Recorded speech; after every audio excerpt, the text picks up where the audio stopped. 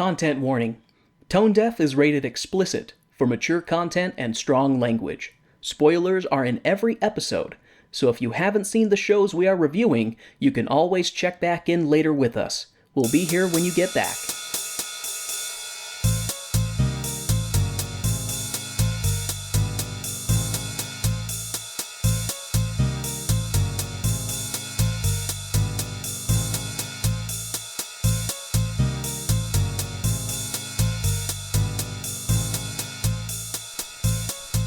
Welcome to Tone Deaf, a theater nerd's guide for their musically challenged spouse. I'm Kay, a musical theater nerd. And I am Warren, I am Warren, I am Warren.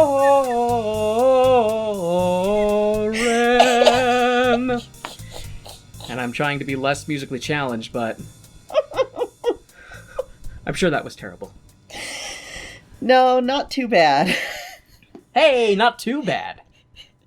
Not good. Not alright, but we do have to have fun somewhere, so sorry y'all for... We have fun here. We have fun here. Not too much fun, though. Court mandated. So... I am being punished. Yes, we are being punished. It's not just you, babe. So, sorry that we're late with this episode. Life got crazy. Life happens. Yep, life happens. So, we are back with a continuation of our sentence for unleashing a entity that will not be named onto the Salt Lake Valley.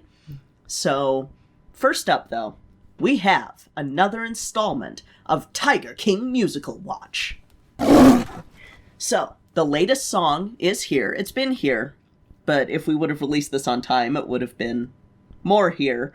And we finally have a Travis and Joe and John. Andrew Lippa is back with another song for the Tiger King musical with a song for the late Travis Maldonado, husband number 2, performed by Frankie Grande. And yes, Frankie is related to Ariana Grande. He is her half-brother. Okay. I thought what was funny is after I saw the name, I was kind of looking and I thought I did see some family resemblance. Yeah. But I have no idea how common of a name that is, so but that's pretty cool. Yep. So, it was a fun video. He does a good job pulling off all of the characters. He really does. Yeah. And it was pretty entertaining to watch. I know that, of course, when they do actually do this, everybody's going to be a different character. Mm-hmm. But at least until then, I'm sure that, especially, he's probably, self-isolating too, so he had some fun putting on different makeup and wigs, and it was so great. It's great. Oh my gosh, y'all. I'm stupid excited for this. Me too. I am so excited. I can't wait. I want the Rona to... I want everyone to survive the Rona and stay home and be safe so that we can all watch the Tiger King musical when it comes out after the Rona is gone. Or at least after we've got a vaccine for the Rona. And then people please vaccinate. That is my anti-vax statement for this episode so that I don't get on a tangent and try to avoid the thing that I was researching for way too long. Because I went down a rabbit hole with this one, Warren. Yeah? I did. Oh, no. So, back to our regularly scheduled court-mandated Weber Week. Warren, did you know that we almost had a Peter Pan musical by Andrew Lloyd Webber? But how is he going to fit Jesus into that? I bet he would have been a 7-day-old infant in that. God. How do you cast that? Do you just have a puppet and somebody voices it off stage? I don't know. So, this was in the Tim Rice and Andrew Lloyd Webber days of the 70s, and they had originally been brought on by Robert Stigwood to do that. But they left the project, and I don't think it's ever been realized. I just wanted to let you know what could have been, in a bad way. Did you say that person's name was Stigwood? Yes. Okay. We're going to be seeing a lot of him in this episode. Talk about indecent exposure. Warren? So, I'm not going to do a deep dive into Evita on stage because I am holding out hope that Webber decides to release a recording of a stage version that we don't have to bootleg. So... Is it a situation that the movie version and the stage version are very different? They're a bit different, They yeah. are a bit different? Actually, they are very different, and we'll get to it. Is it like the Wiz movie versus Wiz Broadway? We'll get there. Gotcha. It is worked into this. Oh, sorry. Shutting up now. No worries. So, I'm going to do a tiny bit of background before we dive into the tale of the film production, because there is so much about the film production. It is cursed. Ooh. This is a cursed show that we're going to be watching. I deserve this. I deserve this. So Tim Rice was actually the one to get the idea for the show. He happened to hear a radio broadcast talking about Eva Perón, who was the First Lady of Argentina from 1946 to 1952, when she succumbed to cancer at age of 33. Ooh. Yeah. That sucks. Yeah, he heard of her as a child because he collected stamps as a hobby, and she was on a lot of commemorative stamps, but he never knew more than that. So he researched and ended up being able to watch the film Queen of Hearts, which was all about her. He allegedly saw it over 20 times, going into a deeper and deeper dive that led him to Argentina, as well as naming his first daughter Eva after her. I have concerns about anybody who obsesses over anything that much. Mm-hmm. You know me. I have a lot of passion sometimes about...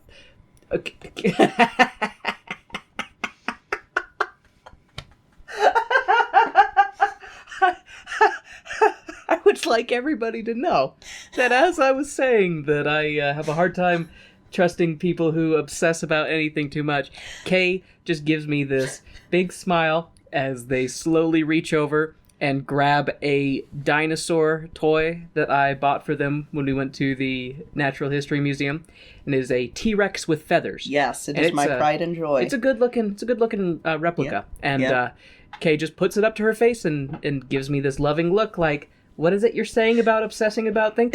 But if we had a child, you would not try to give them a scientific dinosaur name. No. Mostly because you know I would not sign off on that. You would not sign off on that, and I don't want my child to have to grow up trying to tell teachers, yes, Mrs.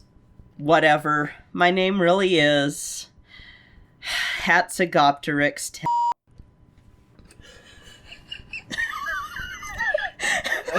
That would be child abuse. Especially because I think that's the way you would make sure that a child grows up to not like dinosaurs. Yes, my brother's name really is Cryolophosaurus. Alright, so, back to this person who I don't trust because they watched this movie over 20 times and then named their child after the star. So, he brings this idea to Weber, who's like, yeah, this could be a cool show, but I'll pass because I want to write a musical about P.G. Wodehouse's Jeeves character. Which, we'll talk more about that one in the next Weber week, but let's just say he ended coming back to Rice after that colossal failure, so, he was like, so... About that working together thing. Do you still want to do that Eva Perón musical? So this was going to be much like their previous collaboration, Jesus Christ Superstar, or as I have it in the notes, JCSS. Yeah. They started out with a concept album. Jesus Christ Superstar, I really think that I have gone too far. Sorry, Kay. You're fine, babe. I don't mean to keep interrupting. It's okay. I'm just trying to prolong the inevitable. So, I should add this, before we go much further, that this show is not an accurate account of Eva Perón's life. Good to know. I'm not going to go too much into detail on the stage version or about Eva Perón, just because there was already so much, and if I went into a full deep dive, this episode would be 5 hours long, so I'm just going to go into the film. So, after the concept album was released in 1976, it actually immediately caught the attention of director Alan Parker. He was a film director. Weber and Rice were like, thanks, but we want to focus on this going to the stage, not to a film. This will come back later. The stage version ran from 1978 to 1983, and Stigwood was like, "Hey, Parker, want to do a film now?" And Parker was like, "Bitch, I just did Fame, and I'm not doing back-to-back musicals." Granted, I would feel the same way after doing Fame, but that's because the idea of going to a theater high school scares the fuck out of me. There's a reason I didn't watch Glee.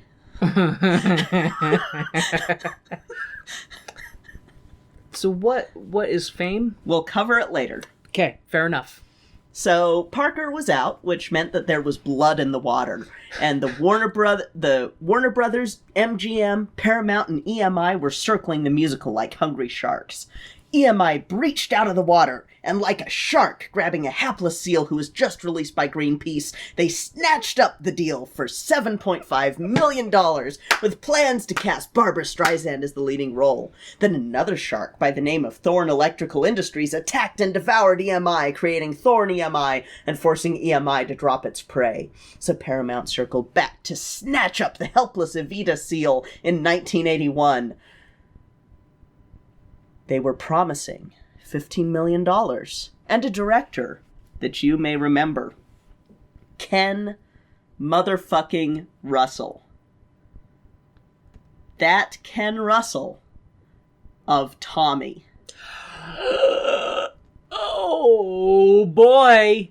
Oh boy. So wow. So we had a little bit of a psychic thing going on earlier when you were saying that I should tell you this is not an accurate portrayal of her life. My brain immediately went to scenes of Tommy, like sitting here thinking, okay. Like, I don't know why wow, that is hilarious in hindsight. So he was hired by Stigwood because of working together on Tommy. And they auditioned actresses that had played Ava on stage, but Ken auditioned Liza Minnelli, who's Judy Garland's daughter, and he wanted Liza. Stigwood and Paramount had decided that Elaine Page, who was the original Evita, was a better choice. That name is... Grisabella. Okay, from the Broadway cast. Yes. Okay. Wow. We haven't seen her in anything since. Nope, but I'm glad that you remember that name. I couldn't tell you where it was from. Like, that was the thing, is I was sitting here like thinking that was tickling my brain. That was wonderful. That was a wonderful moment. I just saw this flicker in your eyes, and it was of wonderful. Recognition? Yes, it was beautiful. So. But because of her, I do remember who Deuteronomy was. Yes. Ken Page. Yes. Yeah. So, Paramount decided on Elaine Page, as had Stigwood. So, Russell decided to write his own script on his own. Of course he did. Without any input from Weber or Rice or Stigwood. Wow. I'm sure that had no issues. I would have loved to have seen how weird this would have been. Instead, this led to him getting fired. He took his Minnelli and went home. I'm taking my Minnelli and going home. So, to keep from doing any more shark and seal analogies, I've kind of had, like, documentaries and stuff on the brain. We're gonna just go back into normal shit. So, Stigwood is looking for another director, and he goes to Herbert Ross, who then gets snatched up for Footloose. So then he talks to Richard Attenborough, who is like, "After careful consideration, I have decided not to direct your film." But why? It's a Jurassic Park reference, because Richard Attenborough. Then, many directors later, in 1986, Madonna showed up, dressed as Ava, to petition to be the lead of the film. Of course she did. Remember now, we're covering the 1996 film. It is not 1996 yet. This is still the mid-80s. Okay. Okay. So, did she petition for a while? Like, did this just drag in studio hell? Just you wait. It gets better. So, Madonna asked to rewrite Weber's score. Does Madonna write her own music? I always assumed that she was just a singer. I think she does. I'm not a big Madonna fan, so Me either. like growing up it was like, oh, Madonna or Cher, and I was Cher. So I probably was too, actually. Just in thinking of songs that I've heard that I know. yeah. Anyway. This was after Weintraub Entertainment Group got the rights from Paramount, and Roger Stone was brought on to direct. So while Madonna was being Madonna, she was not Weber and Rice, so Madonna was out for now. Okay. For now. For now. So then Meryl Streep is considered, and according to Stigwood, she learned the entire score in a week. So not only can she sing, but she's sensational, absolutely staggering. That was his quote about her. So we have Streep, we have Stone, we have Weintraub Group, and Stone really wanted to film on location in Argentina, which brings us to 1989. Can I just say Weintraub sounds like some type of gremlin or troll that is folklore that exists in a bottle of wine or something like that. Like if you leave a bottle of wine out on a stone in a field overnight, a Weintraub will come out and drink it, and then if you come back, they'll have filled the bottle with gold or something like that. Jesus Christ. Dum dum dum dum dum dum dum dum dum dum dum dum dum dum dum. Weintraub, my love. Weintraub, my love. Jesus. Those with keen ears might potentially recognize that tune from the, If I keep this in, it might live on in a blooper reel. Blooper reel! All right. So hyperinflation and a food shortage in Argentina led to widespread rioting and protesting from May to June of 1989. It seems like that's a reoccurring theme for Argentina. So Argentina is out. And after debating, production moved to Spain, and the budget went from $29 million to $35 million. Wow. Remember, 1989. 1996 is the target that we are headed for. We still have a long journey ahead of us. Full of twists and turns. Weintraub Group started performing poorly in the box office, so they dropped Evita. Stone shopped it around, landing on Carolco film. I even spent time making sure I could pronounce that name. What's the name? Carolco film.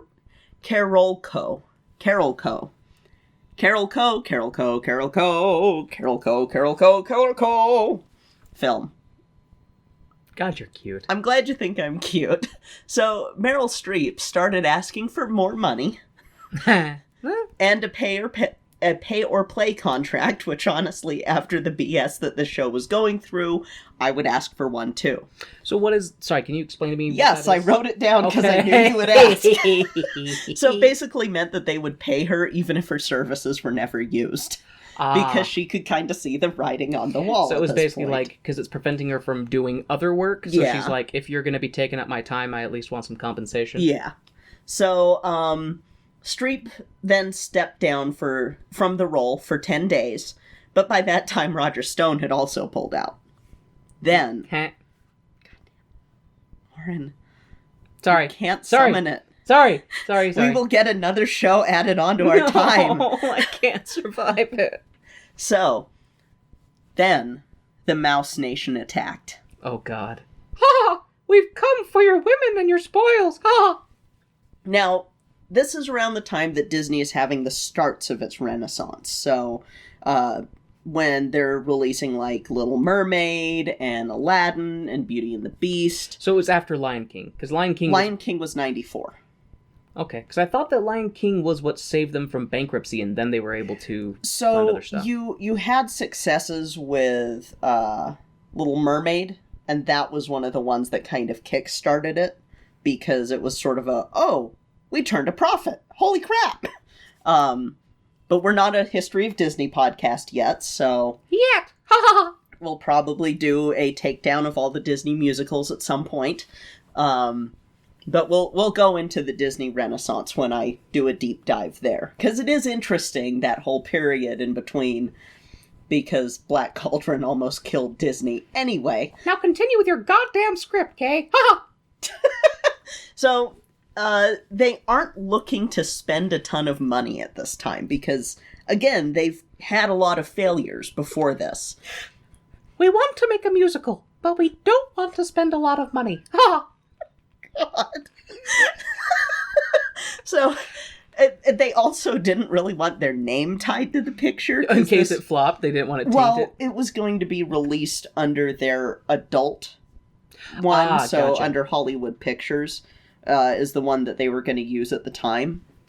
Because they have, Buena Vista and Miramax and stuff, and they were going to do this one under Hollywood Pictures. And, by the way, this is starring Madonna again.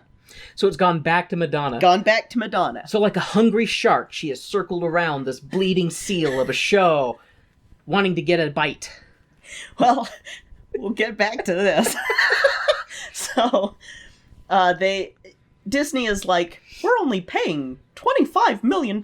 We're broke. And then in 1991, the budget was like, haha, that's cute, and jumped up to $31 million, so the mouse jumped ship. So Sigwood then sold it to Synergy Pictures, and Stone came back. Yay! Man, there's enough twists and turns and reoccurring characters in this story to be a soap opera. Just wait. We are just barely. We are in the 90s now, but we're not to 1996. So, Stone is not staying, by the way. Because, see, production was supposed to start in 1995, but Stone was also involved in working on a film about Noriega that was never finished, as well as Nixon, which came out in 1995. He ended up leaving Evita in 1994. And Evita was back without a director. He left Evita for Nixon. Well, guess who's back? Back again. Madonna's back? Parker's back. Tell a friend. Who are his friends?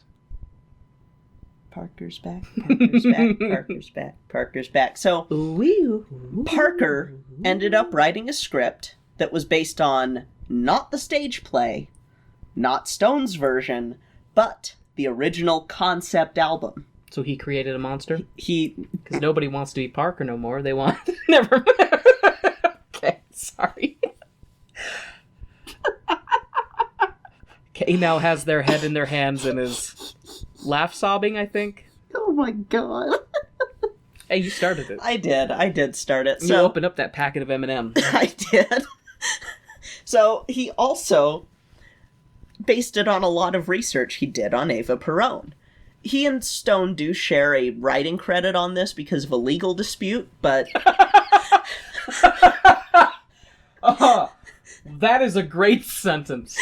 We share a writing credit because of a legal dispute. Because Stone insisted that Parker used some of his concepts, and Parker is like, bitch, no, this is all mine.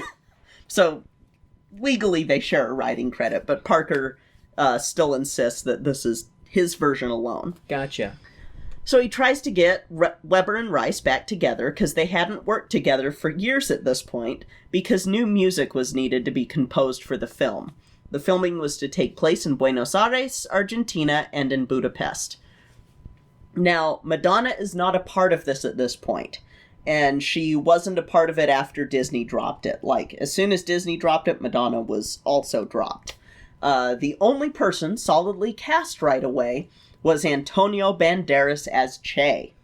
As in Che Guevara. Kind of. So, they kind of have Che Guevara in this, but also not. Like, he's called Che, but it's complicated, and when we get into the stage version, we'll talk about it more. But in this, they just call him Che, and that's it. Okay. He actually had been cast back in the Disney days and had stayed on since then. For Ava, we had Michelle Pfeiffer, then Glenn Close, then Meryl Streep again, and then Madonna sends a 4-page, I promise I will be good, I really want to be Madonna letter.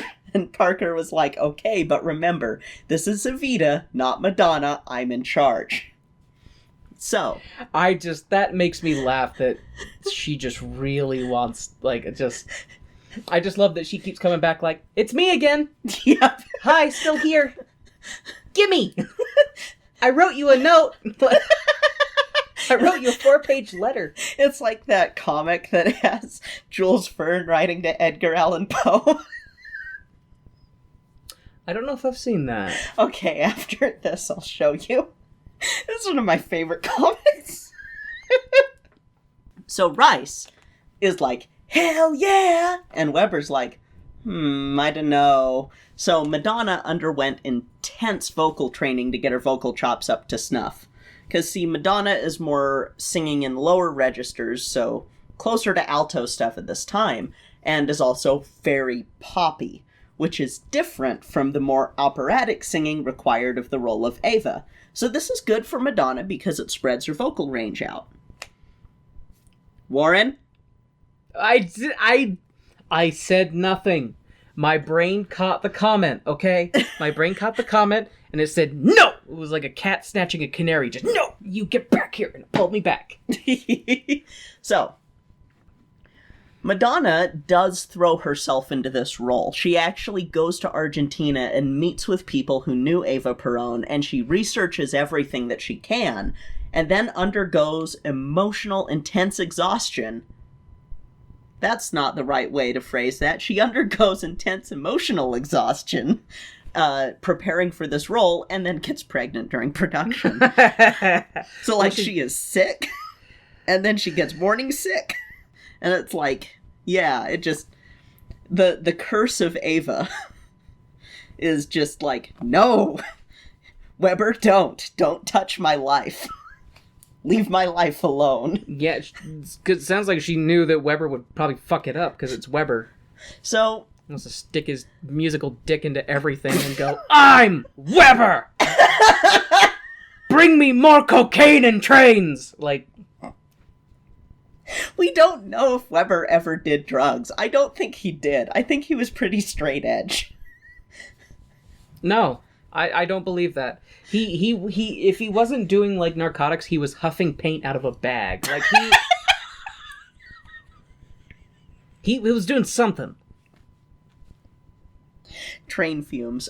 Yeah. So, production was not well received in Argentina, because in Argentina, Ava was a huge fucking deal. So it seems you're kind of setting yourself up. Like, you better hit that high bar if you're trying to... Well, and the play and the film does launch some criticisms at her.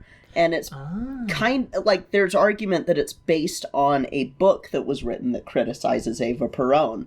And it got to the point where, like, there are protests, the Peronist party is condemning the filming, there's a film put out by the Argentinian government called Eva Perón, The True Story, released the same year as Evita.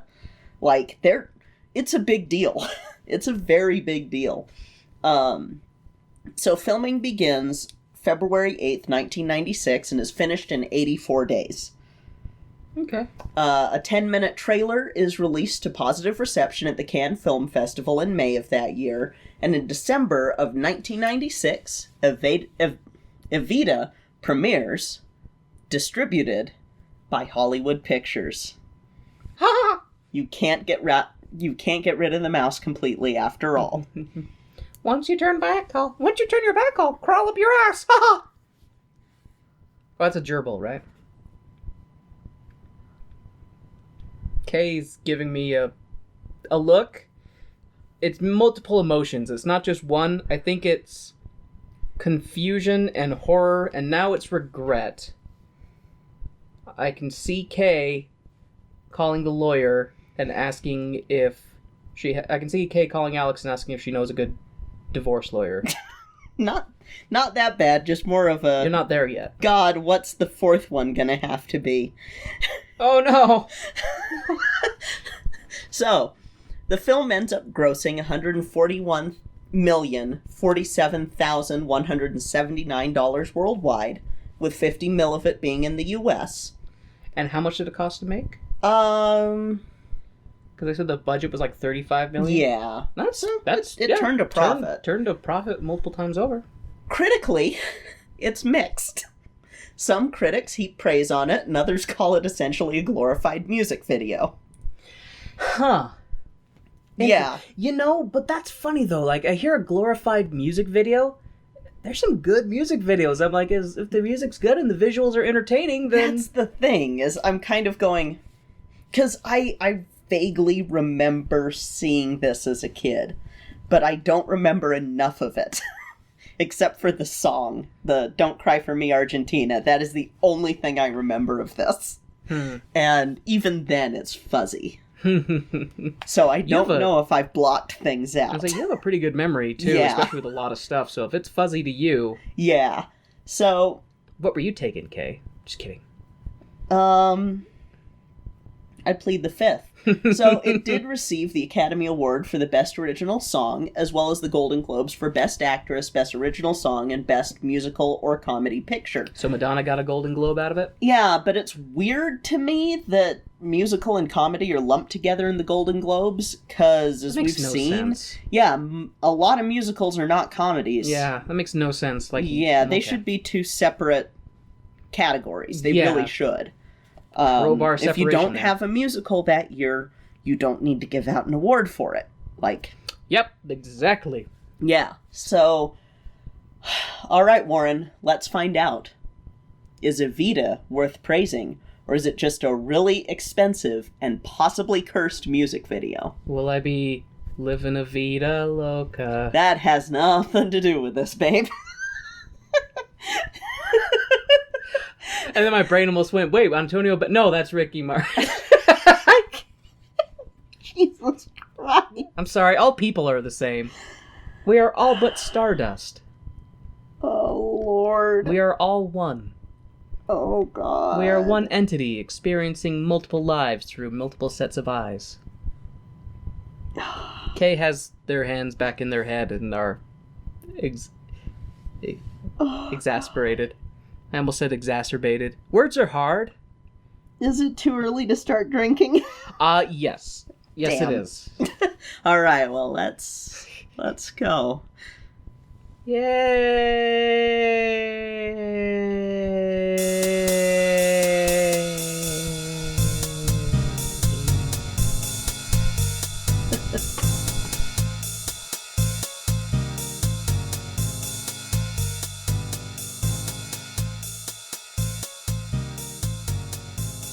Hey, Warren. Hey, Kay. Do you know what time it is? Is it time to thank our favorite people in the whole world? Heck yeah! Today, we would like to thank our stage crew sponsor, Jasmine Wu. And our producer circle sponsors, Bianucci, Reagan, and Taylor Brandt. Thank you all so much for your support of our show. We truly appreciate it. Hey, it's your boys from TGOT, those guys over there at Podcast. I'm Big Tom, the irrational and flyest one of us all. It's your boy Jeff, the fact checker, the one who always right. Tim, I'm gonna fuck your life up. This is Phil. Petty wise. I say what I want and do what I want, and it works. You got a real name? Nope. We just five guys with the shits and giggles. We got that bar conversation for you. We just always having a good fucking time. I didn't know we were stealing lines out here. Fuck it. End this promo. And now, the lights are going down and the music's starting back up, so let's head back to the second act of our show.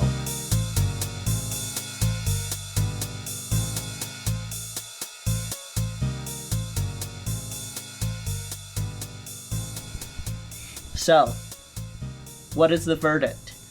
Was this a glorified music video? Was it perfection? Or was it somewhere in between?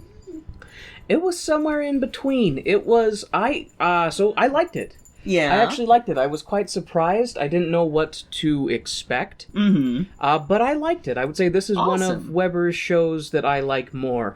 And I think maybe part of that is because it wasn't like most, like he did the music and everything. Yeah. And the music was good. Mm-hmm. Like I'm not gonna poop at the music. I thought the lyrics were pretty good. And lyrics was Tim Rice. Yeah, it was Tim Rice. Story writing, who did that? That would have been oh, sweetie. Oh, latte. That would have been Alan Parker with his script that he wrote for it. Okay. Because he basically, instead of going the way of the stage play, which I had a little bit of confusion, and I will correct it right now, Antonio Banderas, while he plays Che, in the stage version, before the latest revivals, he's Che Guevara, basically, because of some stuff that Hal Prince wanted actors to kind of take on the role of whenever they play this character. Oh, sweetie. You need to go outside. You need to go outside. Mama can take you out. We will pause this, and then we will take you out, and maybe Mama will put a little musical interlude in here.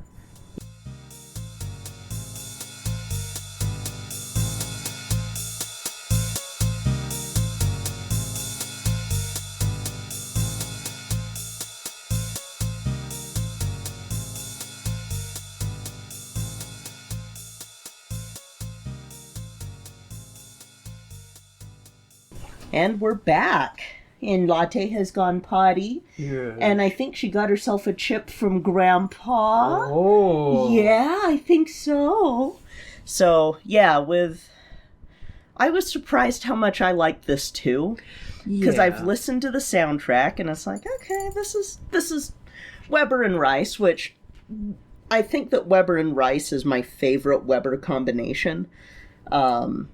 Weber and Stilgo is okay, but Weber and Rice seems to be like they've created the ones that I've liked the most out of his shows.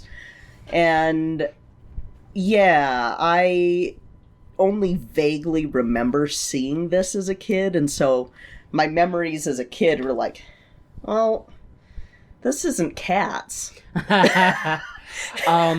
This is depressing. Why am I watching something sad?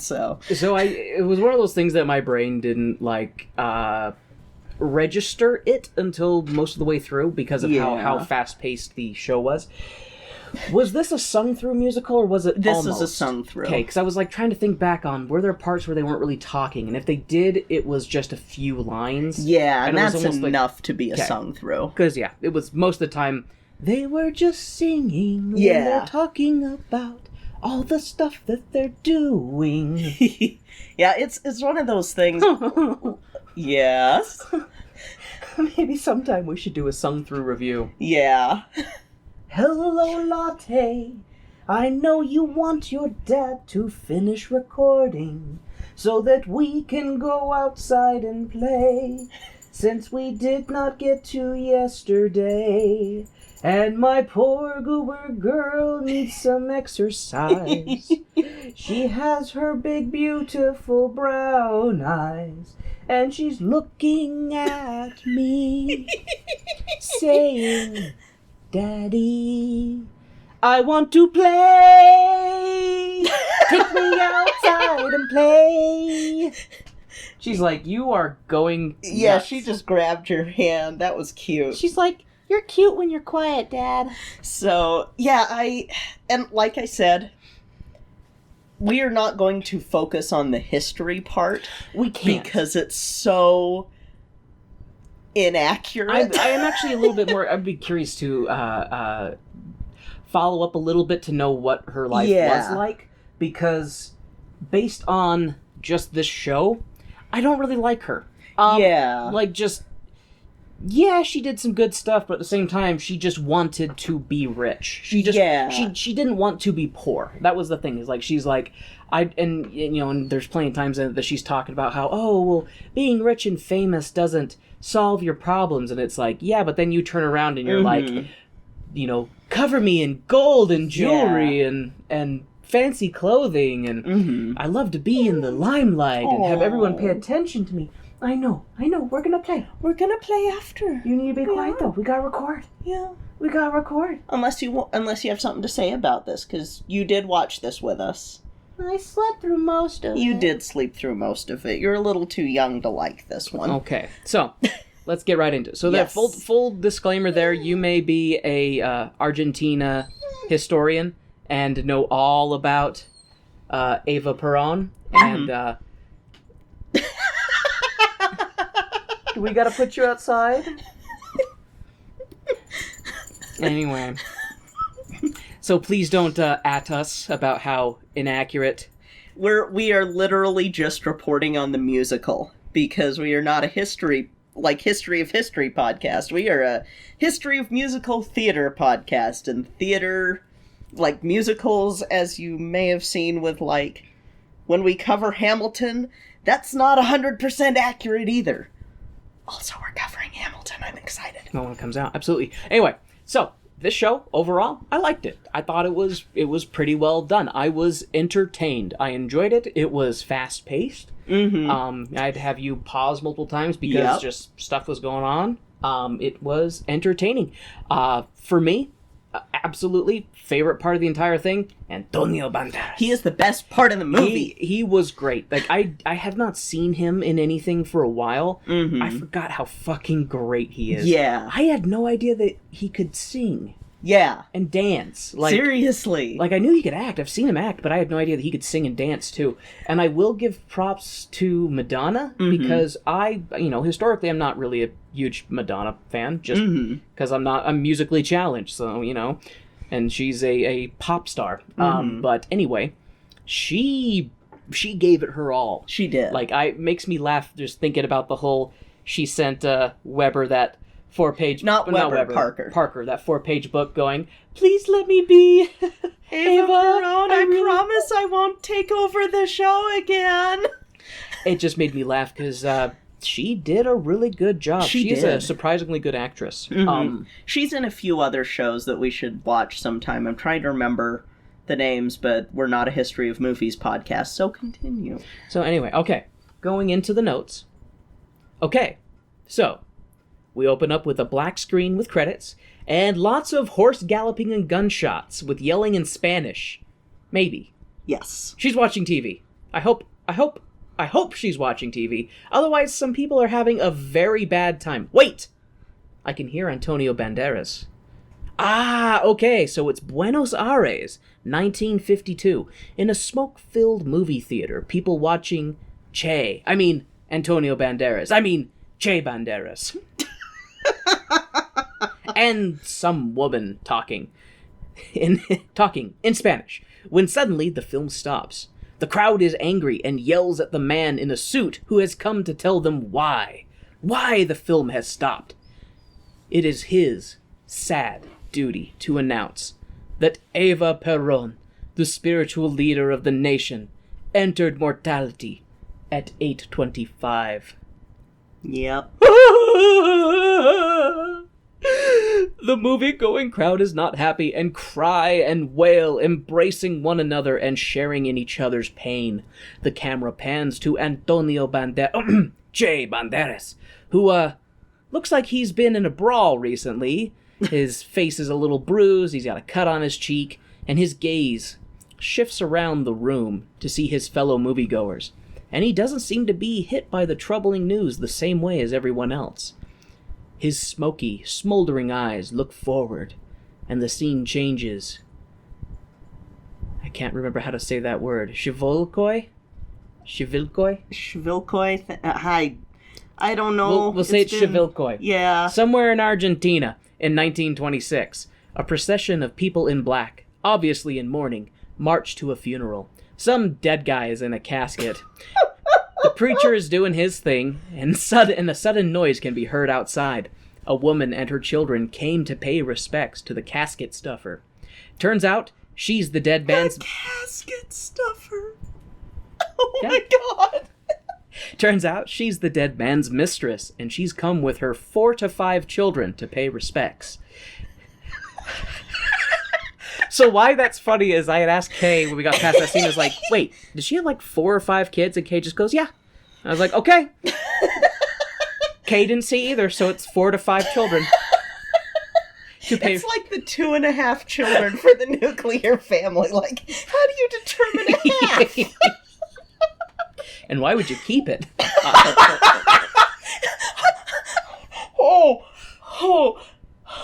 King Solomon. That's awesome. Hopefully you got the top half. I guess if you go right, like, vertically... Then hopefully you got the cute half of the baby, because no one's purely symmetrical, so you may have had the baby that just has, like, the half of the baby that slightly has the eye just a little bit off. Wow, this got dark in a way that is not normal for our show. Okay. It's not. I'm so sorry. Yes, because I was talking about a casket stuffer. Okay. Okay. Fair.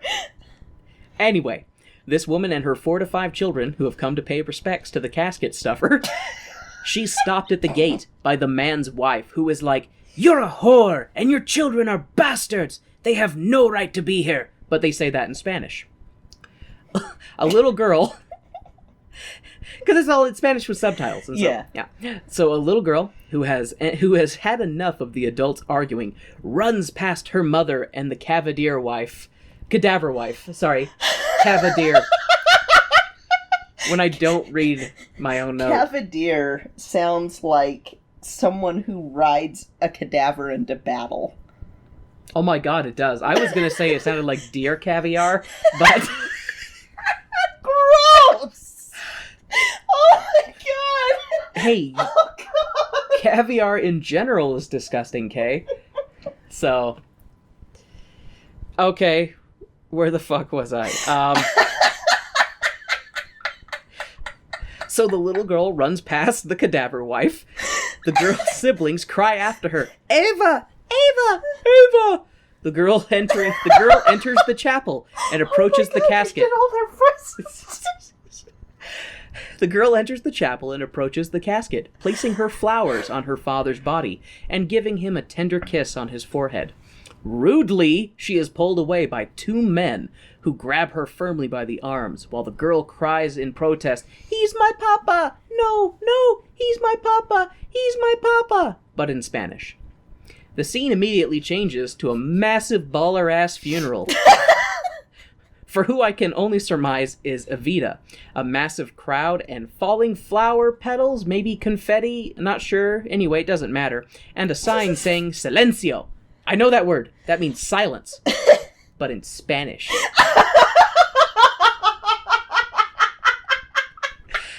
The crowd is all sad that Evita is dead.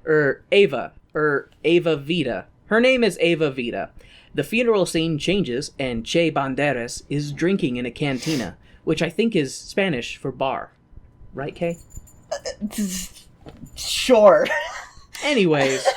Jesus Christ. Che breaks into song, talking about how all of Argentina is mourning this actress, Eva Perón. They've been mourning all day and all night. Che seems unimpressed overall with Eva Vita's passing. You have something you want to say? I remembered the thing that I was going to say before I let Latte out, was that the thing that I love with Che in the movie is that he's just sort of this stand-in character, basically, for the everyman, like the every Argentinian. Like, he fills in that role of whoever would be slightly critical or be like, well... you're gonna fight for us, but I don't know if you really are. Like, that sort of... He just sort of is a surrogate for the other side. He is fucking everywhere in this movie. He has just as much screen time as... as Ava. Yeah. And if it's not showing her, it's showing him. Yeah. Like, they are, 2 sides of the same coin in this. And it's really interesting how, like, this guy... is the hardest working Argentinian I have ever seen, because he has a job at every fucking location that Ava is at. Oh, she's at a restaurant? He's a waiter. Oh, she's at a bar? He's a bartender. Oh, that's because he's the stand-in. That's true. That makes sense that he's the stand-in. But he's also like we were talking about this off mic when we first ended the movie.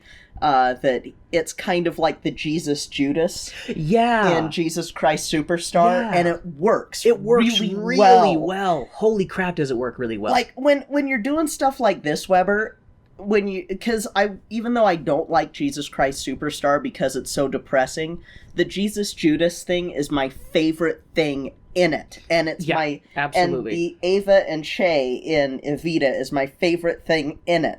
Please, Weber, next show that you do, get Tim Rice back on board and just do something like this again, or like, leave Phantom behind. He's done. Leave it behind. No more trains. You're not allowed near trains ever again, Weber. No more phantoms or trains or pussies, okay? Well, cats. I mean, you could do a Rin Tin Tin musical. I'd be okay with that. That's a forbidden Broadway joke. Anyway. But no, something I was thinking about is duality is a very popular, not top. No, I'm trying to. What I'm trying to say. It's not popular topic. Popular. It's a trope. Trope. Okay, yeah, and it's one that I am kind of a sucker for, and I think a lot of people are because we understand that duality within ourselves and the duality within society. And anyway, yada yada yada. Weber, is it Weber and Tim Rice? You said they because Tim Rice is the one that also worked on him with Jesus Christ. Yes. Yeah. So those two, they do duality well. Yes. Like they when they work together, they can do duality really well. Yeah. And yeah, like I did not know what to expect with this show. I actually was very concerned because we have just come off of watching Love Never Dies. Yeah. I was ready to just write the show off as hot garbage. I am very surprised. Yeah. I am very surprised. It's a very good show. If you just stand alone, just take it out of any actual historical context and just watch it in itself as a work of fiction, and it is very good. Yeah, if you think about it from the historical perspective, it starts to fall apart. There's problems. I'm actually, like I said, I am curious. I might want to look up something and see some of the more historically relevant aspects and some of the stuff with Ava, that we're gonna cover in a minute, kind of leaves a bitter taste in your mouth. A bit. Yeah. A bit. But, I don't know. Okay.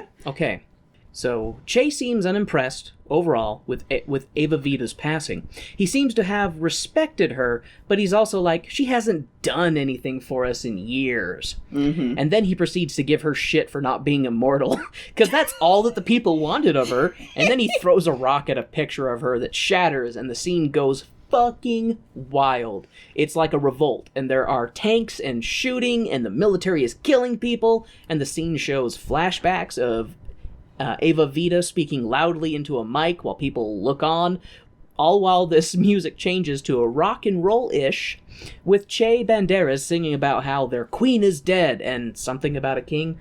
Yeah, that scene, at first I was like, oh, did they get Ken Russell back to film a little bit of this? Because it felt very much like Tommy in that scene. I was expecting it to feel more like Tommy, and it is, the mood of the show changes quite a bit. The beginning part... It's Weber. Yeah, good point. The beginning part is kind of jumbled, then the middle is more solid and coherent, and then the ending gets jumbled. The ending gets jumbled, but also hurts. Yeah, but it's interesting though. You're talking about that Che is supposed to be the everyman, which is why he's in fucking every scene. And that makes sense why you get scenes where he's like, "Oh, she was great," and the other times where he's like, "Bitch died," and threw a rock at a picture of her. Yeah. And so it makes sense why his character can be so different from scene to scene. But god damn it, I forgot how much I like Antonio Banderas. Like, I knew I liked him, but I just haven't seen him in anything in so long. Okay. Like I said, he's on the approved list. Damn right. He's older too. He's got to be in his 60s or something. Anyway, something like that. Anyway, enough about hunky Latino men. Back to Ava Vita's funeral, and we hear,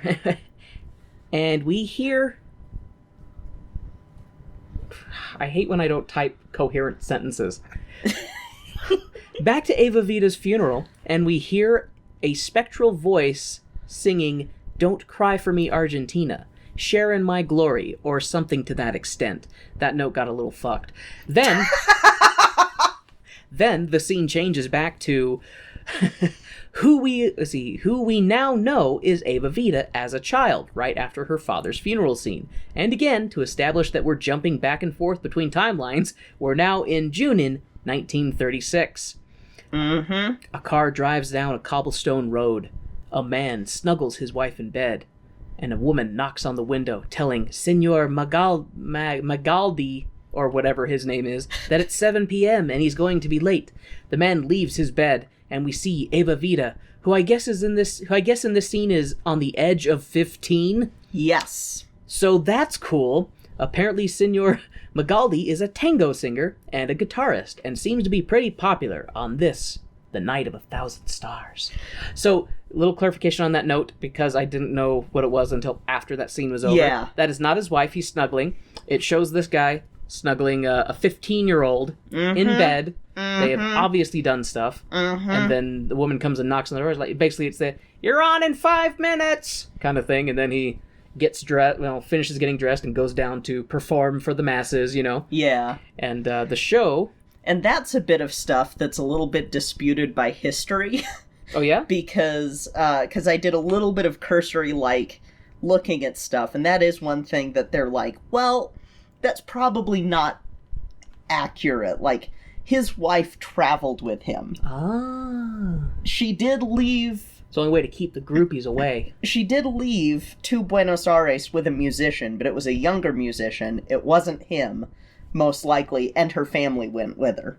Oh. So, yeah, like I said, not a historic, or not an accurate representation of history. Yeah, since when are musicals, though? Yeah. Okay. Well, if my musical from when I had the allergic reaction to morphine in high school ever happened, then the Founding Fathers would be dancing on a table singing about the Wilmot Provisio. So, Write it, Kay. We'll make it happen. I'm not going to write that shit. Okay, so Magaldi is singing for the people, and they love him. The show is over, and Senor Magaldi is done. He is like a one-trick pony, man. He seems to be all smiles and singing on stage, and then as soon as he's done, he gets backstage. He's like, huh, one song is just too much for me nowadays. One song is too much. And he heads backstage and goes through the kitchen, and he's undoes his bow tie and just kind of slumps down in a tired pile. Evita comes backstage and is like, "I'm so happy that a big someone like you loves a no one like me." And Magaldi is like, whoa, don't get carried away there.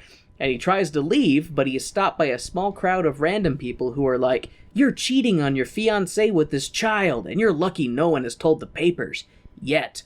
Which I got confused by that scene, because we do see later, I think that was his wife. And his wife and kid. So Yeah. I don't. So, but you heard that too, right? Yeah. They do talk about. Yeah, it's a weird. So I don't know. I don't know what was going on there. But I then don't again, I guess either. they don't say fiance. They make mention of an engagement. Yeah. And so I just put in fiance because Maybe they're talking about a singing engagement instead. I don't know. maybe but- they're saying, hey, if people were telling the papers that you're banging 15-year-olds, Mhm. you'd lose your business. You 40-year-old. Yeah, just ugh. Okay. The next morning, it appears that Evita is getting ready, and the guy at the checkout desk is like, Why don't you be the one who discovers Evita? Because you're never going to be remembered for your voice. Magaldi is like, she can't make it in the big city, and instead is like, she should just be happy and be a middle-class person. And Evita is like, screw the middle class. My father's other family was middle class. I'm gonna be upper class. I'm gonna be a Buenos Aires Big Apple superstar. And she wants to be somebody. I will need someone to tell me, because I don't think I've ever heard of Buenos Aires as the Big Apple, but maybe that's just a thing, because I don't know much about Argentinian history or culture necessarily outside of what we would talk about in Spanish class. I've never heard of Buenos Aires referred to as the Big Apple. New York? Yeah, that's Yes. the only Big Apple I know of. Buenos Aires, pretty sure that nothing in the name says Big Apple. I don't know.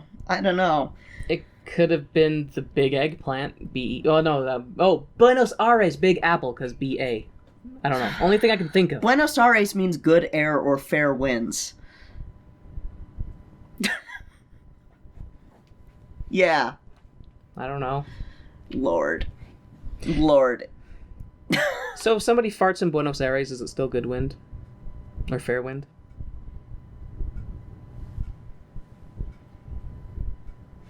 Pause for effect. Kay has their hands in their face again and are sighing. Anyways, Evita, ignoring the advice of everyone around her, follows Magaldi on a train for the big city, even though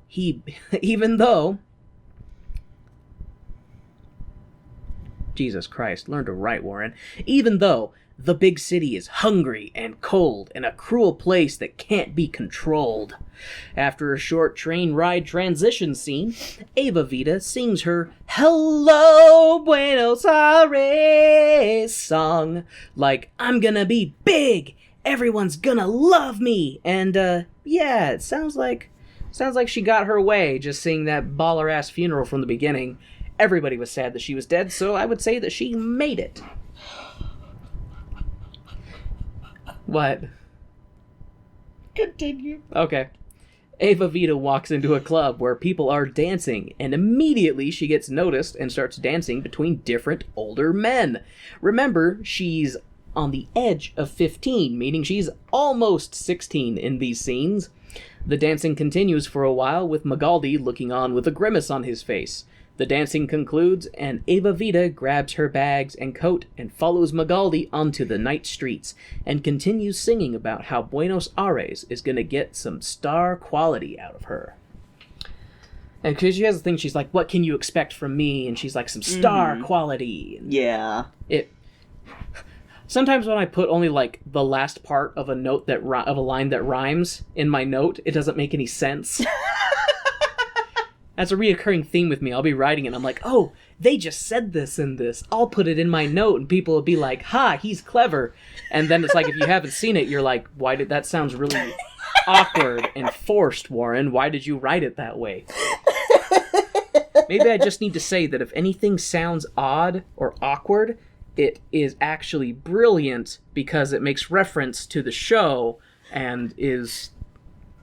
I've used up all my words right now. Okay, I found some more.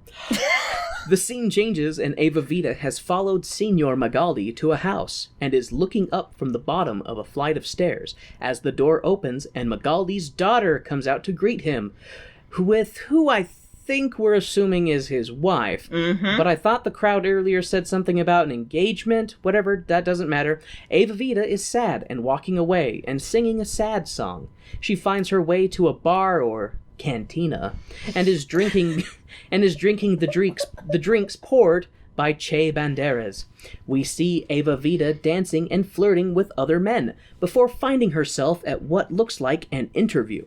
An audition. Oh, an audition. Okay. Oh, God. So this is exactly what I think it is. Yes, this is exactly what you think it is. This is a Weinstein thing. God damn it. She's called into a creepy man's office, and, okay, yeah, so I have it in here. Was she, did something happen? Yes. Because she leaves the office, and we see the man straightening his tie before calling in another woman. Was this a casting couch situation? Yes. That is what they're implying. Neat. Anyways, as Evita is leaving the room, singing sadly, a man takes a picture of her. We then see her in the next scene with that cameraman, and he's taking more pictures of her, but she's all fancy and modeling. I think he also banged her, because it's like he took his shirt off at one point. I don't know. Anyways, her photo is now in all the magazines, and she has a new, more handsome, well-dressed man. So she's dumping this photographer. This is a common... Photographer. Photographer. Because he's a fake photographer, so it's a photographer. See, that wasn't a slip-up of my tongue. I was just being really clever. With words. God, I love you. I'm glad, because I love you. Okay. So a quick pause, and I'll talk with Kay. Oh, yeah, okay. So we already did this. So this note says, okay, so a quick pause, and I talk with Kay to confirm what I think I had suspected, but wasn't certain. Evita is sleeping her way to the top, using people to get what she wants, then trading them in for someone else. Cool. Cool things are cool. That's not one of them. And that... We don't know if it's historically accurate. Exactly. And it's one of those things where I'm kind of like, the more that we know now about just the way that, like, casting couch situations happen and stuff like that. I sit here and I go, that leaves a bitter taste in my mouth a bit, because... Yeah, it would, depending on what they ask you to do. So, do we know how... Do we know how she met Juan Perón? Yes, that earthquake benefit. Okay. That happens where the earthquake happens and then he goes to the gala, and she wasn't, like... I don't think she was with anyone like she is in the gala. I think it was more of a, they met, they hit it off, and then it was like, okay. Because if it was a gala, like, she would have had to have... She was performing. Okay. I mean, I'm just sitting here thinking, you know, Because she was an actress and radio personality before she and Juan ever met, so... Not to be judgmental, but we all know that people will do things sometimes to get places. True. And it's But... not judgmental. Because we're speculating about whether or not she was using different men to, like, climb the social ladder. The little bits that I saw, that part is probably fake. Okay, and we are getting off on what we said we wouldn't do at the beginning of this. We are. We're just talking about this through the context It just, of the it show. kind of bothers me when... No, I get you too, because like, you don't want to say stuff about somebody... You know, when it's not represented. That and just the whole, actively. like, the only way that she got there was sleeping to the top. It's like, I mean, yes, some people do that, but also this is the 30s and 40s, and I doubt that it was completely consensual on her end. If things happened, it would have been more of a, hey, if you really, really want to roll, the only way you're gonna get it is if you suck this dick. You gotta come onto the couch for me to cast you, and then I'll come on you. Kay, remember, parole, not, yes, I parole know, thingy. but that's less of a parole. That's not a joke. That is me being angry about people. That's fair. Because I that's what leaves a bitter taste in my mouth, is that, like, they have this duality with it where it's like oh yeah, slay girl, but also you're a whore. And I'm like, you can't... Yeah. Don't try and be cheeky, Weber. The thing I was actually taking... Rice. So the thing I was actually taking from it, now that I think about it a little bit deeper, is she was taken advantage of Magaldi. She was taken advantage of by that... director that she was interviewing, you know, being interviewed with. Her mother was taken quote-unquote advantage interviewed. of. By her father. Mm-hmm. So, and I think that after that point, we see her flipping it. She starts taking advantage of other people instead of being the one to take advantage of. To me, it almost sounds like a, you know, kill or be killed kind of situation. And I think that she is realizing that the only way to get where she wants to be is if she takes the initiative to, you know, go after people who can benefit her. Yeah. If she doesn't wait, you know, she doesn't wait to be given something, she finds an opportunity to take it. And it's one of those things that it's like, I don't fault her for that, but at the same time, it's like that type of mentality of using people to get what you want and then abandoning them is definitely not something to be okay with. Yeah, and again, it's one of those things that I'm like, I don't know. If that's true, that she did that, that's one thing. But if you're trying to purport something biopic, don't add something sensationalist like that if you're gonna do that shit. And that is the one thing in this show that didn't sit right with me. We also do know that anybody who is a hero is likely to have all of their flaws buried or photoshopped away type of, you know, to an extent. So it's like, because we don't want to believe that our heroes are human. We want them to be exceptional. So, however, if you are a person from a former British colony, or someone who, maybe not British colony, but who the British have had kind of a thing against for a long time, and the British are writing about you. Because that was another thing that I had to actually look up what was going on in a later scene, because I was like, what the fuck was that? And then it's Tell me what scene it is when we get there. Okay, will do. But yeah, it's one of those things where I went, oh, that's right, these are British people writing about Argentina. Okay, it's not gonna be accurate at all. Okay, so enough of that. For now. Anyways, Ava Vita is with her... That was a big sigh from Latte. She's like, I want to go play. Anyways, Ava Vita is with her new man at a restaurant when an older, fancier man comes in and whisks Ava Vita away to come dance with him. Che Banderas appears to work at every place that Ava Vita ever is. And he comes out in his waiter uniform and tells Ava Vita's boo that what he's told the photographer. She used you. Sucks to be you, but bye. Ava Vita's newest boo is some radio producer who gets Ava Vita's voice on the airwaves. It is there that Ava Vita finds the next boo to jump to. A military man. Not sure his rank, but I can tell he's in the military. Ava Vita goes home with him, and the producer gets the same sad song that all the others have gotten so far. But wait! That scene has changed again to one of chaos. A shop explodes and people are running. It's pandemonium in the streets as people scream and flee to guitar riffs. Police keeping the peace, very peacefully. Apparently this is a coup that occurred in 1943. Ava Vita is trying to make it in the movies, but she's a terrible actress. However, she's fucking the right man who has the right friends to keep her relevant.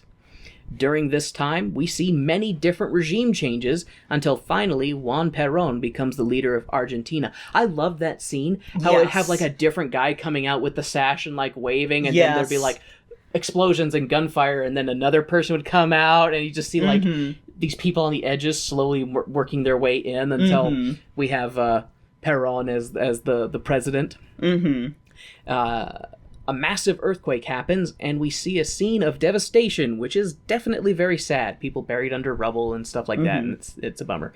But it's not focused on too long, because we have to hurry and get to the night that Ava Vita met her future dictator.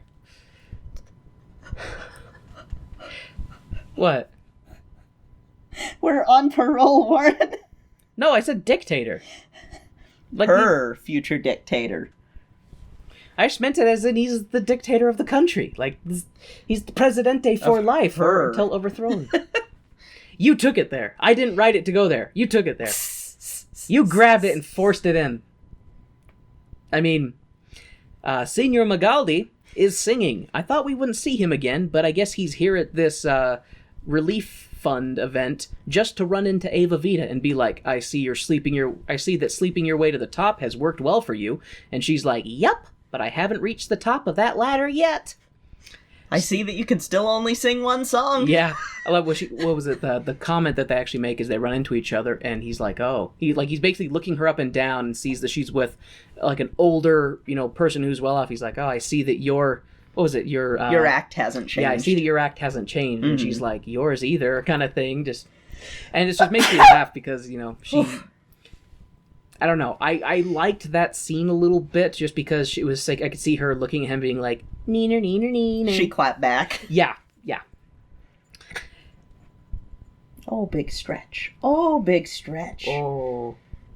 You're a psychopath if you don't say, oh, big stretch, when a dog stretches. Latte gives us these looks like, why do you comment every time I get up? Stop narrating my life for people on the internet. Speaking... Of the internet?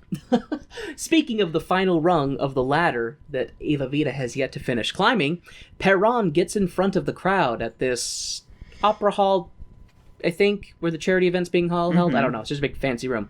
Just some big fancy building full of fancy people. And he talks about how he is a servant of the people.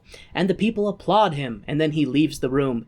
This is where destiny happens.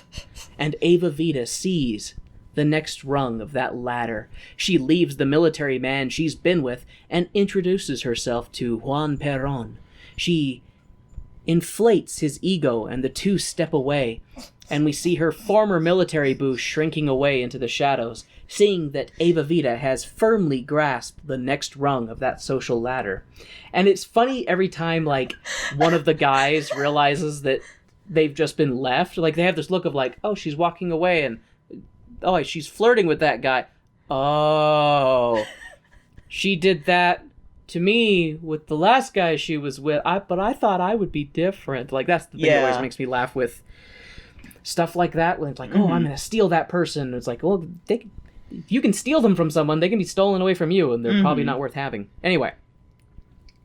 Evita leads Perron back to her place, where the two spend the night doing the horizontal mambo.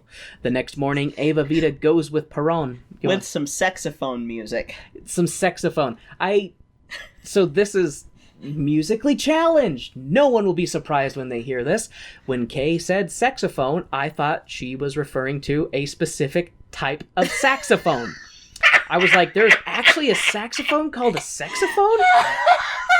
She's like, no, but that's what they call saxophone music that's played during the time when people are getting like that sexy music when you see a woman's like smooth hips, like the smooth jazz saxophone. Yeah, like that. Stuff. That's the saxophone. Yeah, sexy saxophone. Yeah, saxophone.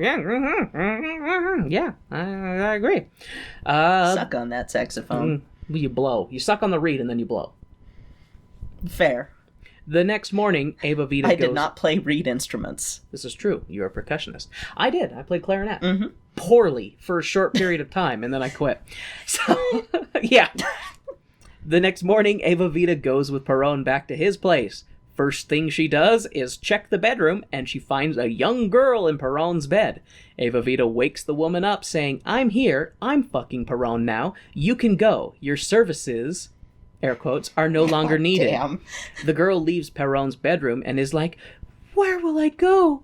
What will I do? And both Perron and Evita are like, not our problem, get out. And it's like really an uncomfortable scene. It really is. It is such an uncomfortable scene. Gosh. And it made me laugh because there's no communication between Perron and Evita on their way there. There's no indication that he's going to be like, oh yeah, I've had this fuck toy, basically, is the way that these women are treated.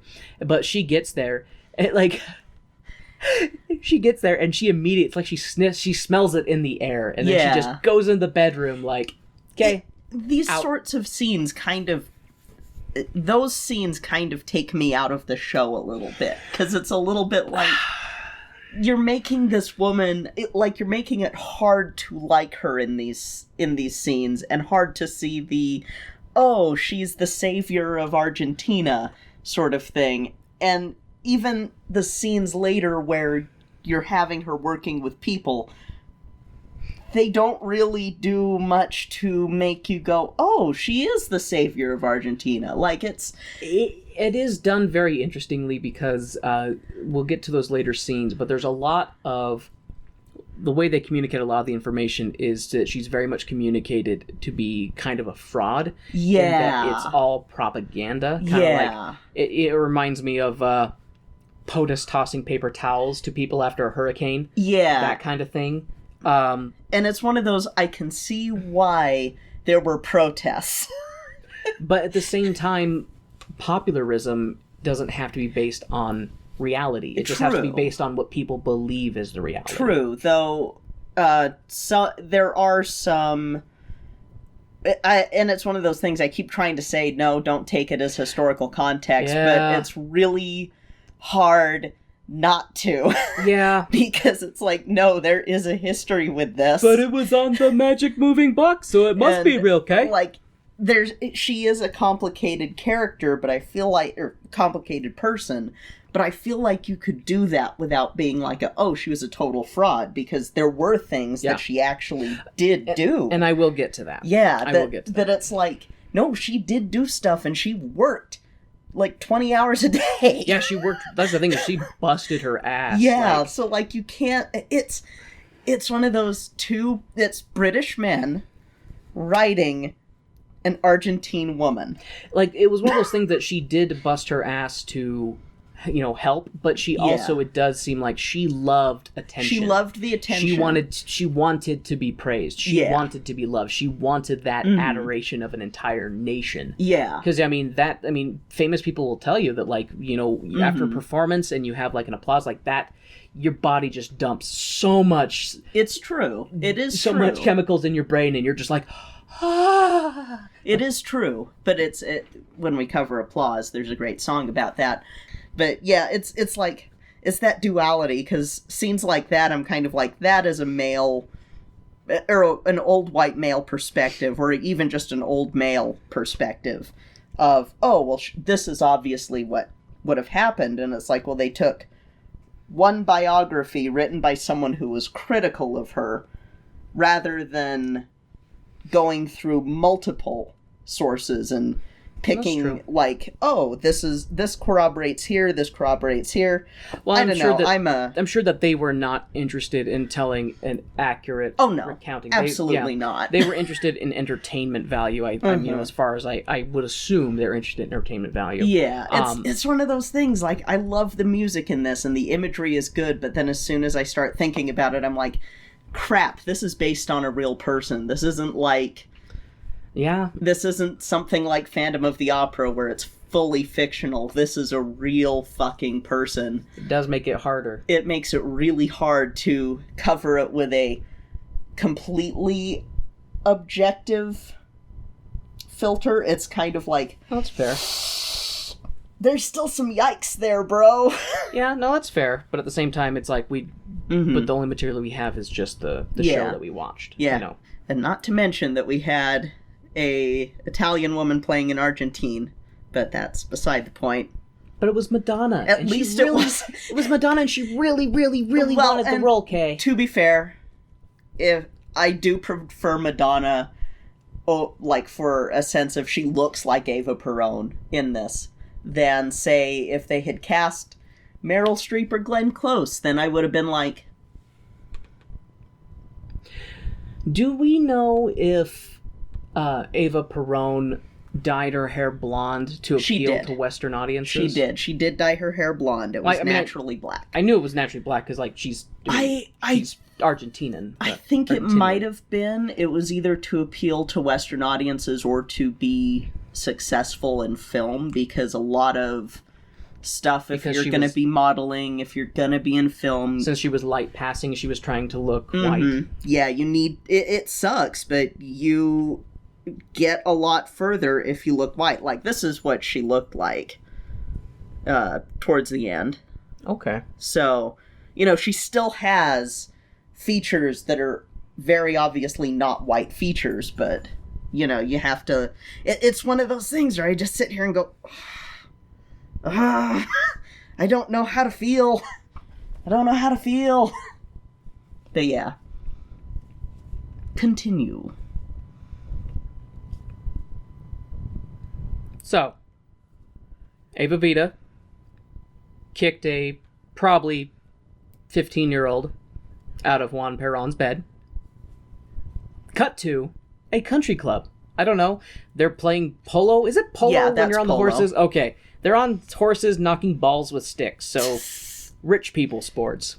The scene doesn't last long. I think it's mostly to show that Evita has finally made it to the big time. The next scene is the entire military hating on Evita, calling her a slut and a bitch, and saying she is just there to get laid and she should not be speaking. But Evita is speaking. She has a weekly radio show, and she trashes the government on her show, saying that they do not provide the people with what they deserve. Saying it's time for Argentina to have a government that supports the people. Evita and Perón are driving, and we see some graffiti. And I know it says something Perón on it, like I don't know what it says. But they were basically graffitiing over, because Juan isn't fully in charge of the government yet. No, he's a general. Well, that's the thing, is that in our country, the president is the only person who's in charge of the military. Yeah. In other countries, generals can have their own power kind of thing. And if they don't... It always reminds me of the shogunate in feudal Japan, how the military was the real power, and, you know, the governmental power was just kind of a figurehead because the military power controlled the real power of the country. It's similar to that, and that's why you often get these generals who install themselves as presidents, is because they had the soldiers. So when they went to go take over shit, there was nobody to... Or, you know, less guns. Whoever has the most guns and bombs wins, is what it seems like. Yeah. Anyway, so Evita and Perón are driving and see some graffiti. Perón tells Evita that there are political enemies who want him dead, and Evita seems to be encouraging Perón to be a dictator. Well, She seems to be encouraging him to wait, and with her radio show, she'll continue to sow political discord. And when the people rise up and overthrow the government, they'll come to him to be the leader. It sounds like their political enemies might have overheard the plot, because suddenly a bunch of military people are chanting Perón outside, and some MPs show up to arrest Perón. I think that's what's happening here, and while this is going on, the people are stirring and protesting, all while Evita is still poking the masses with her voice, saying that Perón is the only man who is pro-worker, pro-commoner, and the only one who will fight for the people. Under intense political pressure, the Argentinian government releases Perón to the deafening cheers of thousands. Viva Perón! After he's freed, Perón and Evita get married. The joyous occasion is cut short by more political unrest, as people vandalize government stuff and slap posters with Perón's face on them instead. The chaos continues for a while, police breaking up protests and whatnot. But finally, people get to vote, and they vote and elect Perón Presidente.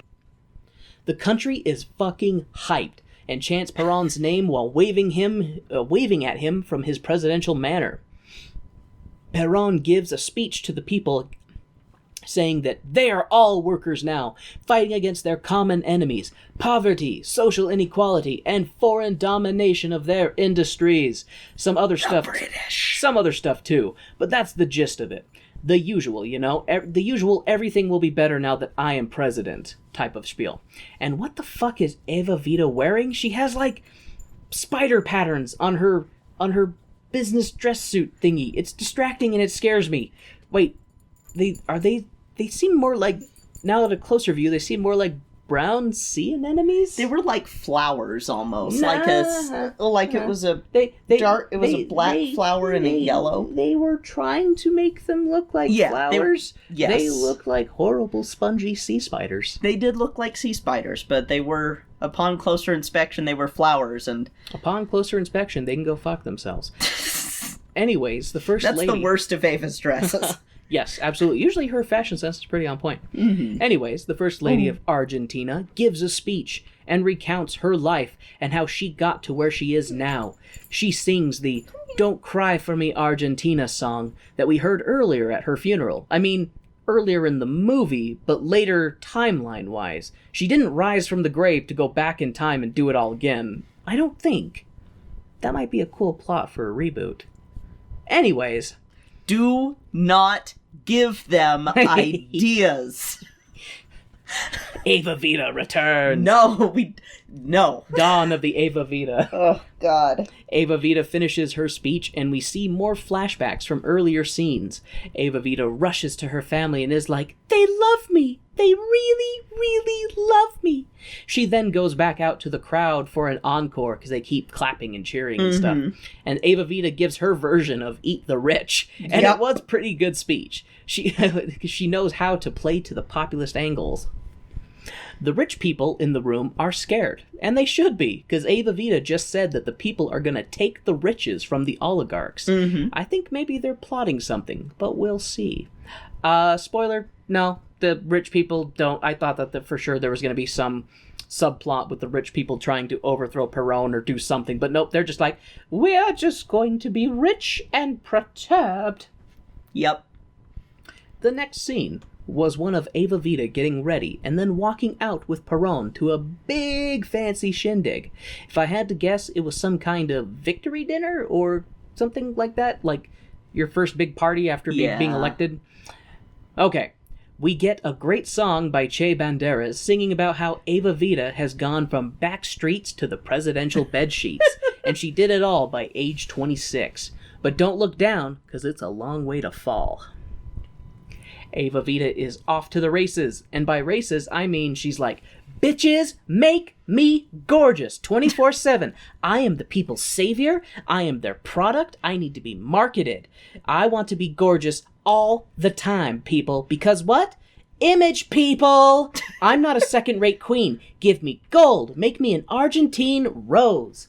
And this whole scene is her constantly trying on new clothes, the fanciest things, people, doing her hair, putting jewelry on her and painting her lips, and she's just like, and she basically is talking, I need to be perfect all the time, every time they see me, kind of thing. And that's where I really start to see at least to a part of it, she really loves the attention. Like, yeah, she may be trying to do good, but in the course of this, I feel more like she's trying to do good for her, and if other people benefit from it, that's good too. Because like the thing is, she does good for people, but it's also to make people like her. It's that cycle. She wants people to like her. It is a little bit of a smart move, though, especially because she then is being sent on this tour of Europe.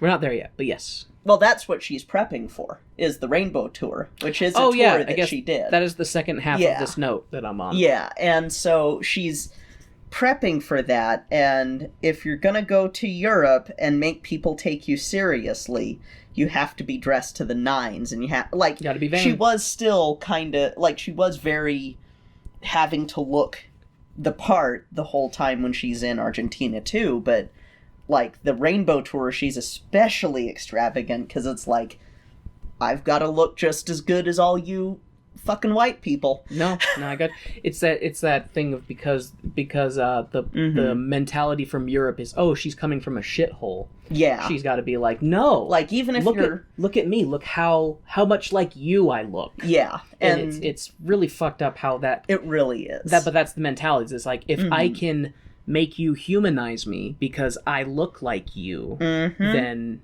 maybe I can help benefit my country. Yep. So stuff like that. And it looks like Perón is sending his wife to Europe, probably for diplomacy stuff. They send her to Spain, and the Spanish love her. She charmed everyone, and Perón got a new ally. Specifically Franco, which is where the complicated stuff comes in, because the Peróns might have been fascist. Possibly. Yeah, probably. Whenever a military leader is in charge of a country, it's generally a fascist thing. Yeah. Because that's the thing, is when you have... Because the military is very chain of command. You do what your superior tells you, regardless of what they tell you to do. And so when you have a military person in charge of a country, it's very much, you do what I say. No, there's no... Yeah. There's no but, or I have an idea. It's no, you'll do what I tell you to do. But, they may have been, fascists. Not just... Oh, military guy. No, it's the jury's out, but it might have happened. Might have been, and that's why the whole Franco thing is important there. And then they talk about everywhere else, not so much. Yeah, see, so that's the thing, is everybody loves her. Oh wait, she's on a whole Europe tour, not just Spain. And everyone loves her in Europe. Oh, wait, except Italy doesn't really seem to like her. They say that her husband is a dictator, and they're comparing him to Mussolini, and even calling Evita a whore. Oh well, at least she got some nice she got a nice homecoming and was cheered by the people, so that was good. Yeah, and she got a rosary from the Pope, and she did okay in France, and then was I'm too exhausted to go to Britain. I'm tired. And, it was funny how they were she's not going to make it to Britain. It's that wasn't on the itinerary anyway. Well, and... the schedule anyway. That's... Because a little bit of the reading that I did was that she was supposed to go there, and then they kind of had a little bit of a snub on her, so she was like, well, fuck you guys. That's fine. You're not I'm tired. Yeah. I'm going to go home anyway.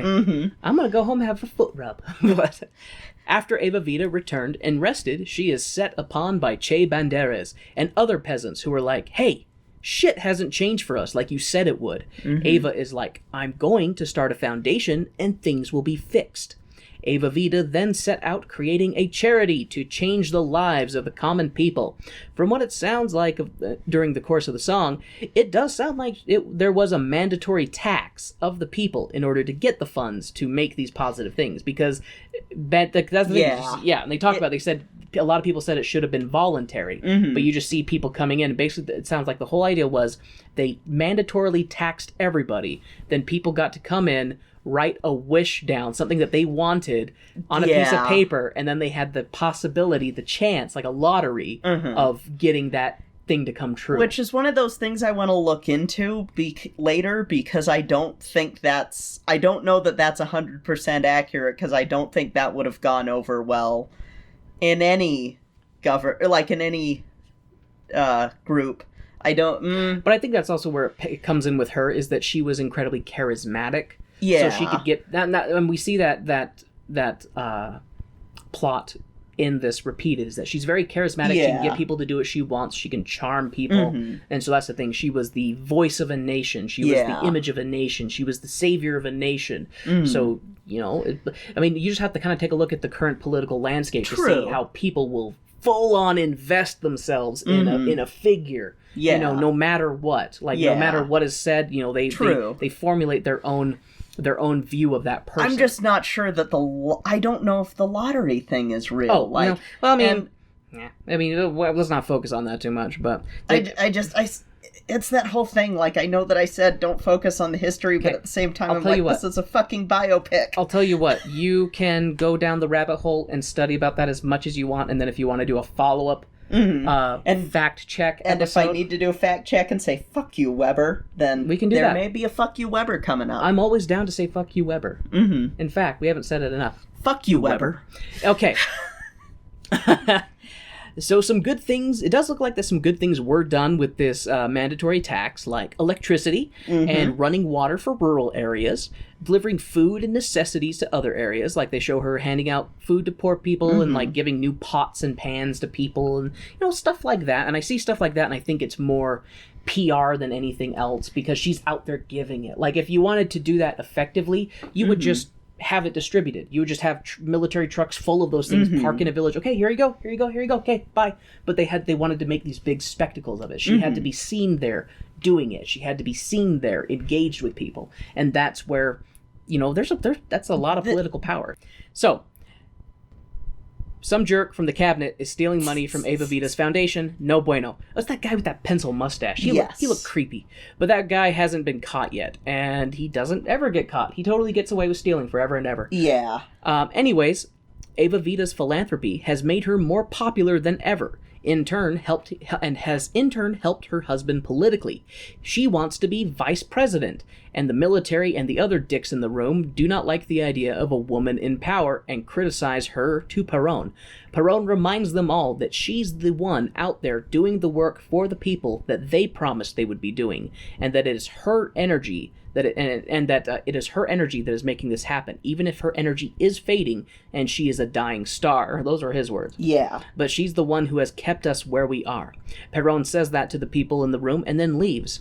And the rest of the dicks, after Perón leaves, say she's kept you where you are. And fun fact, because I did look this up, he knew before she knew that she was dying of cancer. And he was trying to keep it a secret from her for as long as possible. So she did not know. I wonder if that was malicious or if he was trying to spare her. Because it's one of those things that it's like, especially in that time, cancer treatment was probably non-existent. She was the first person in Argentina to get chemotherapy.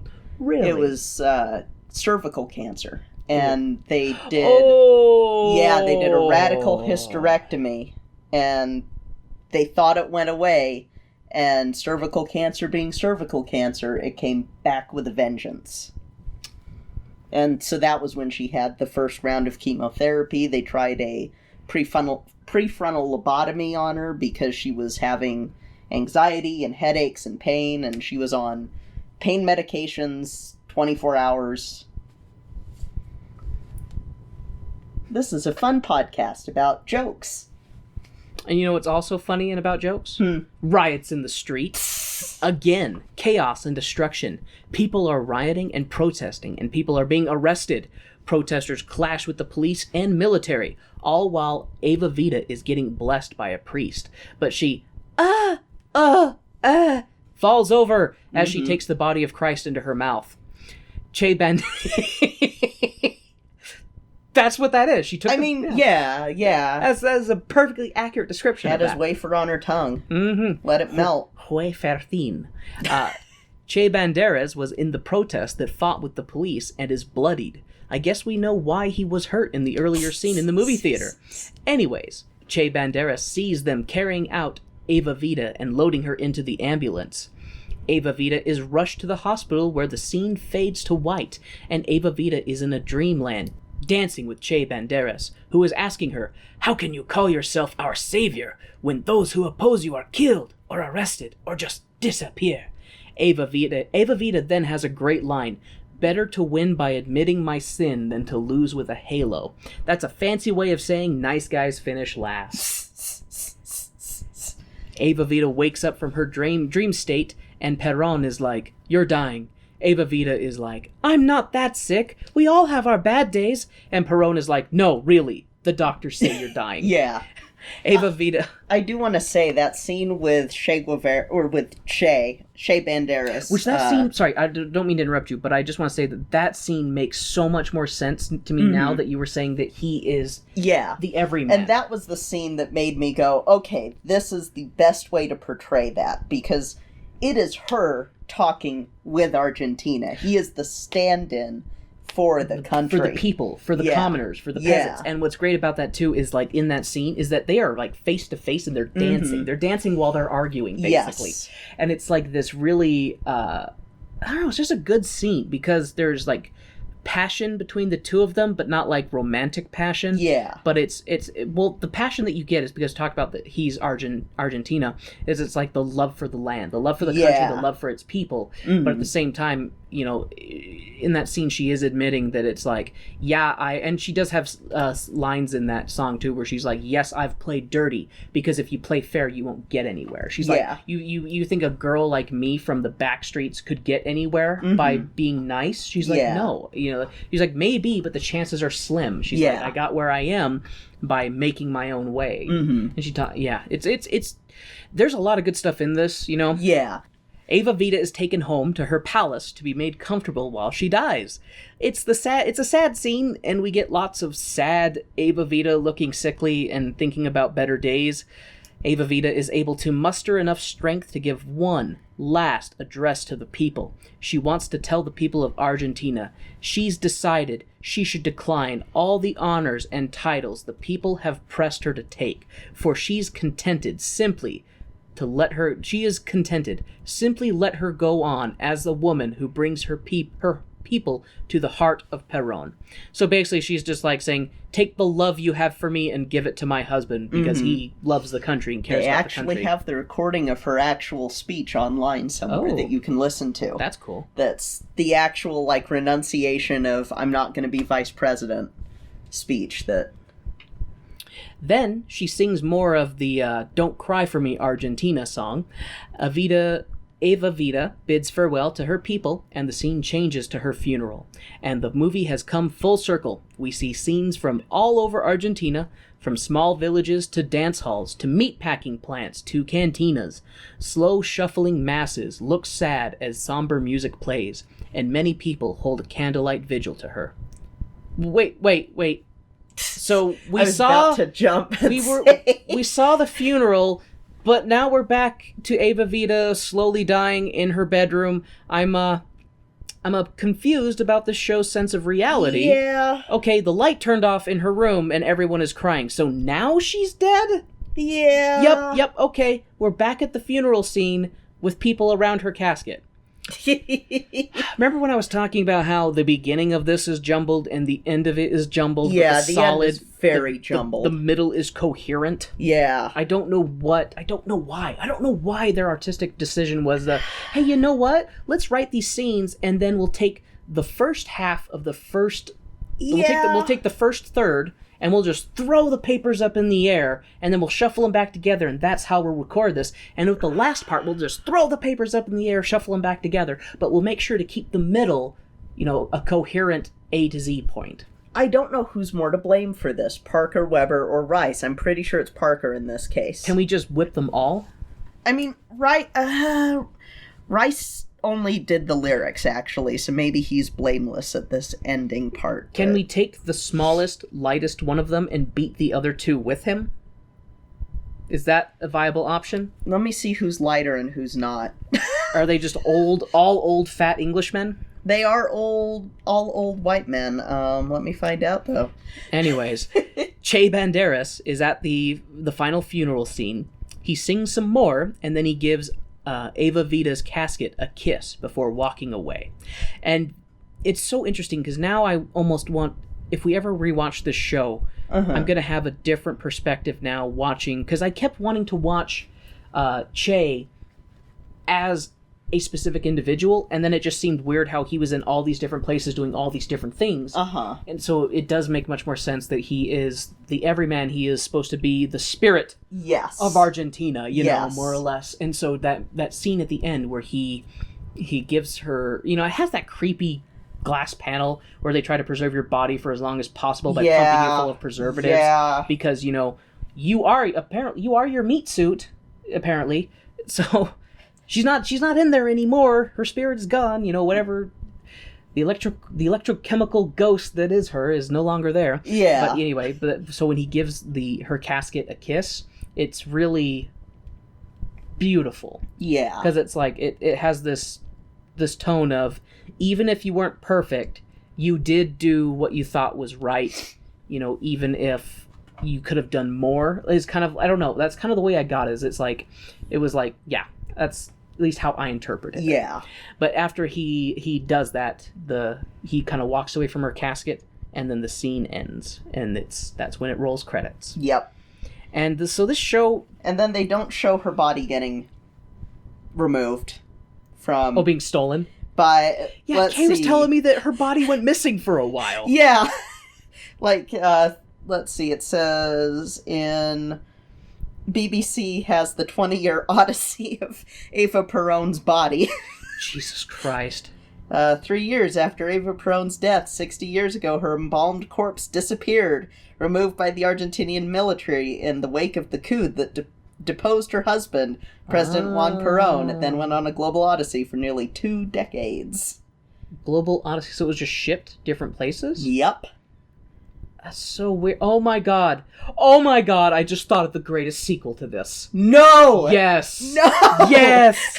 Warren! The Second World Tour, and it is her ghost, like, being in these places that her body got shipped to, and, like, singing songs, and like, seeing the strife in the land of the places that she's visiting, and, like... We are about to get canceled in Argentina! And she's like, no, this is beautiful, because they love her. So her spirit, during this time, is encouraging the spirits of other people to, like, be better and to better themselves and to help their fellow humans and stuff, and then it gets shipped somewhere else, and, like, the cycle continues, and every time she shows up somewhere new, she's seeing into the hearts of men and women, and their hardships and their hopes and their dreams, and then she's reaching out and touching their spirits and helping them to get through their struggles and their strifes. I think that is a fucking brilliant idea.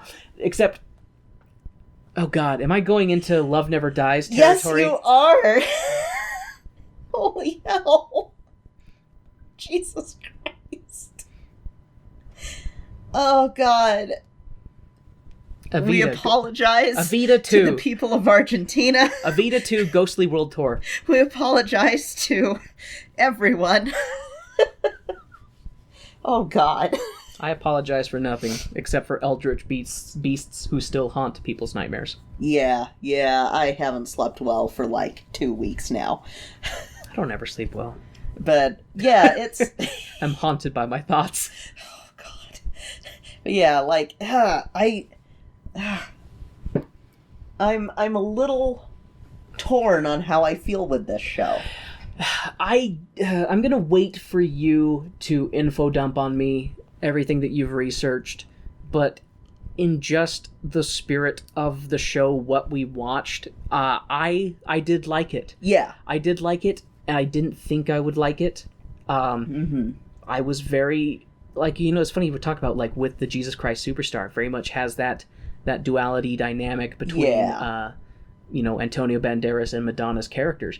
Both of them did a great job acting. Like Madonna, when she was playing, when her character was dying and going through that stuff, She did a good job there. Like, you're talking about that in her preparation for this role, she, like, really immersed herself and stuff like that, and I feel like it shows. I feel like that she really, really did a good job. She really I feel like she gave it everything that she could, Yep. And I think that it was good. I think that she should be proud of her performance. Absolutely. And Antonio Banderas, I get the feeling that that guy just oozes cool. I'm sure that he tries really hard in everything he does, but the guy is so cool. He makes everything that he does look like it is the easiest thing in the world. Mm-hmm. Just when he's dancing, when he's singing, when he's acting, like, he just is so cool. It's just anything he does, it's like, it could be the hardest thing, and he's just like, oh no, I'm cool. Yeah. Yeah. Like, they should, he should be the spokesperson for Dos Equis, because he is the most interesting. He should be the spokesperson for everything. Except, isn't he for, like, Flonase, and he does the voice of that bee or some shit? Oh my god! I forgot about that. I've never wanted to fuck a bee so much. I don't know.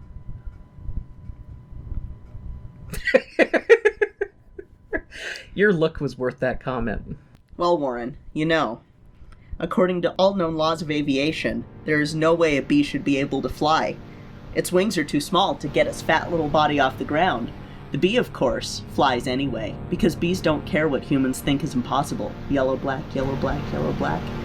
Ooh, black and yellow, let's shake it up a little. Barry, breakfast is ready! What the fuck is that from? I'm bee movie scripting you.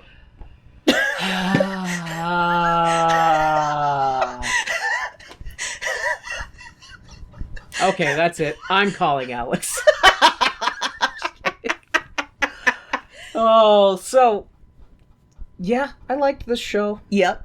It has lulled me into a false sense of security. Yeah. Because I never know what to expect from Weber.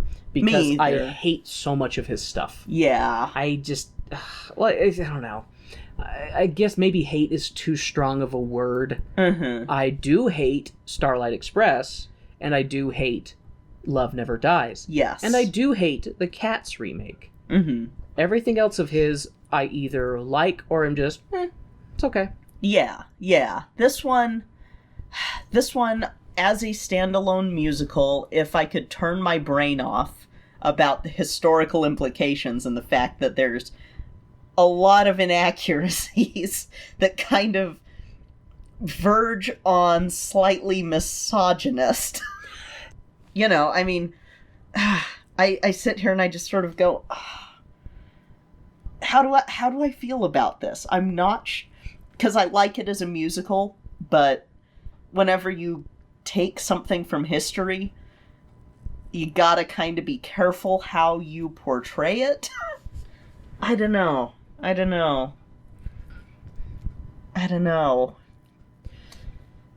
My biggest issues with this movie, and the reason, historical inaccuracies aside, any points that I would dock from this would be because of how jumbled the beginning and jumbled the end is, and just how a lot of it I don't feel like musically flows. Like, there's a lot, it's Weber, there's a lot of, like, sharp tone changes kind of thing, and I think different types of music is fine. I don't feel like it has to all be, well, what music existed at that time, He doesn't do the tone changes in the way that Sondheim does it, because Sondheim tends to do it cleverly.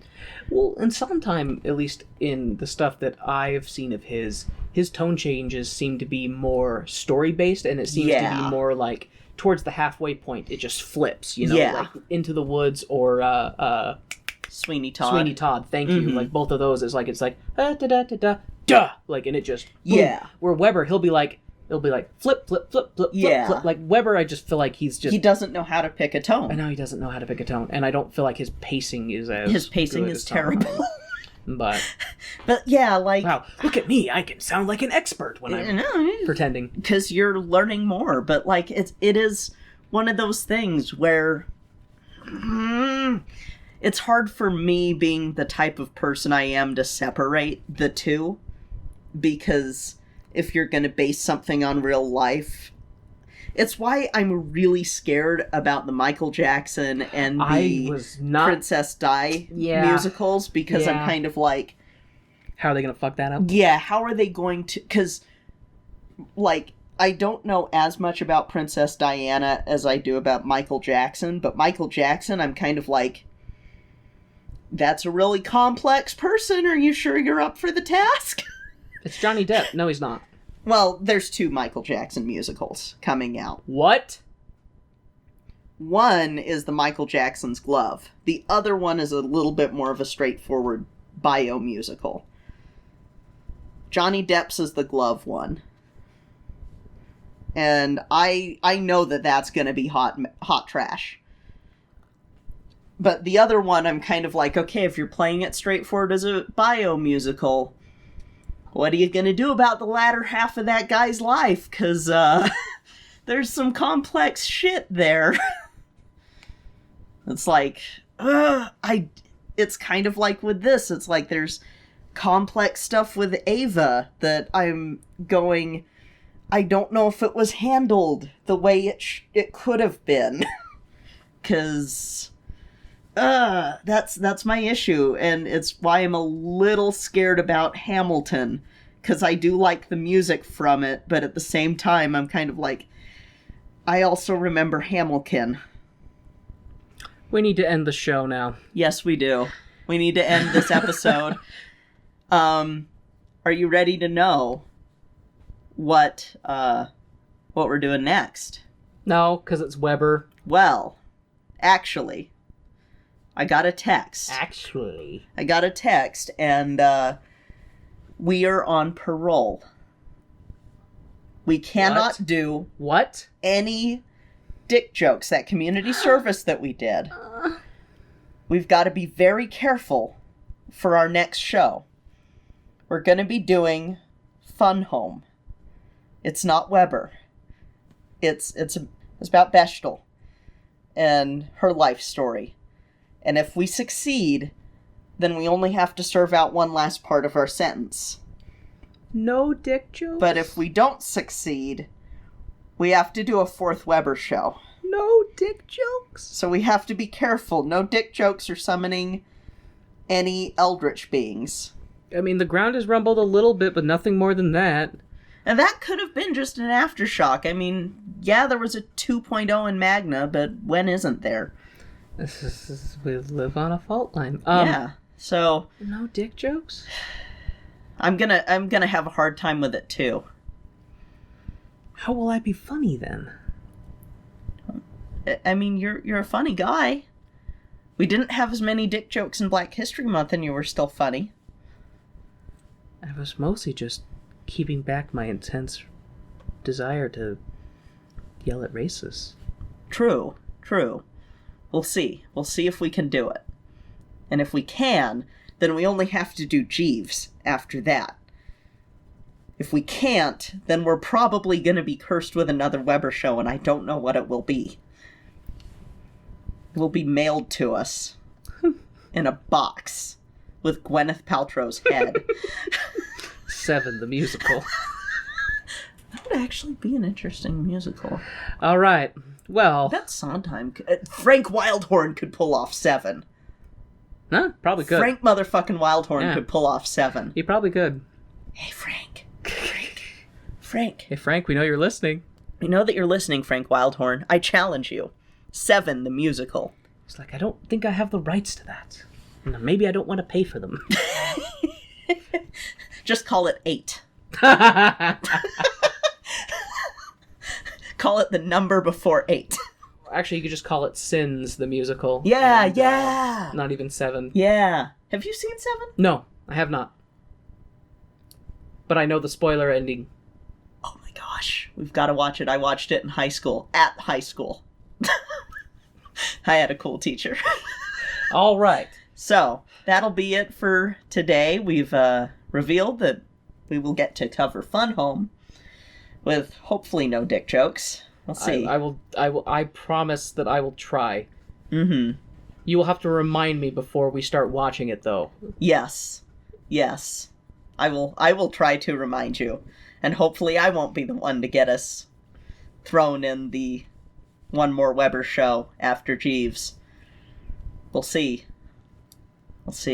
Fingers crossed. So. Fingers, toes, and eyes. Fingers, toes, heads, shoulders, knees, and toes crossed. And eyes and ears. And our rears. Fingers and elbows. Be a pretzel. Shoulders, Make knees, and yourself into toes. a pretzel for good luck. All right. Alrighty, so, thank you all for listening. Sorry that this episode went a little bit long and rambly and stuff. There's the sprinklers. Yeah. So we will be we do have our face masks out. It's on our TeePublic, which is also Tone Deaf Musical, and I linked to it on our Twitter, so check that, because it's sort of a you have to check the website to see if the masks are available, because they're really in demand. So just Why, check is something that. going on? Never mind. Bad joke. So there's that. Check out our website, tonedeafmusical.com. Has links to all of our social medias, as well as the Cast Junkie Discord server, where Kay and I have a channel if you want to pop in and say hi and talk about random stuff. And you can also find out a bunch of great shows that you didn't know you needed over at the Cast Junkie Discord server. Yep. So thank you all again for listening. That'll be it for this week. I'm Kay. I'm Warren. And this has been Tone Deaf.